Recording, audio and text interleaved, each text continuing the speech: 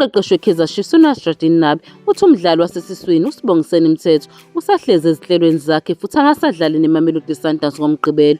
Lo mdlali wakwagijima kuStellenbosch FC kuthiwa bekunamahebizo ukuthi uzolifulathela leli qembu kuleli windi lokudayiselana ngabadlali, kanti akakabonakali ngaphansi komqeqeshi waseTunisia. Kulandela ukunqoba kweChiefs ngo-3-1 kuBetway Premiership namaZulu FC eMoses Mabhida Stadium ngoLwesithathu, uNabi uqinisekisile ukuthi uyakholelwa kwiqembu lakhe okuhlanganisa noMthethwa. Kule sizini sinabadlali engicabanga ukuthi bangu-32 futhi ngiyabahlonipha bonke. Ukuthi usohlelweni lami yini kungani ngibuza ngomthetho kuphela?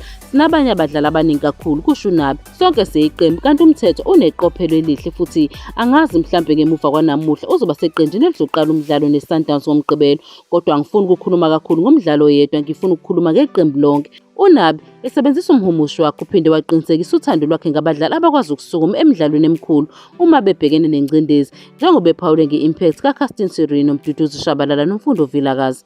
uSirino ngesinye sezibonelo ezinhle kakhulu zeqophelo eliphezulu futhi unomthelela omuhle eqenjini lonke uma ubheka abadlali abafana noMduduzi Shabalala, Mfundo Vilakazi noMsamukelo Zwane. Ukhuthele kakhulu futhi ngesinye isikhathi singasho ukuthi kuyinto enhle ngandlela thize ngoba ungomunye wabadlali ababucayi kakhulu ekuhlaseleni nasekuzivikeleni. Uma sibona ukuthi ulandela kanjani emuva ukuze avikele, laba uhlobo lwabadlali engiluthandayo futhi uma ukhumbula bengike ngasho phambilini ukuthi angifuni ukuba nabadlali abasezingeni eliphakathi, ngifuna nje ukuba nabadlali abaseqophelweni eliphezulu njengoCastin Sirino.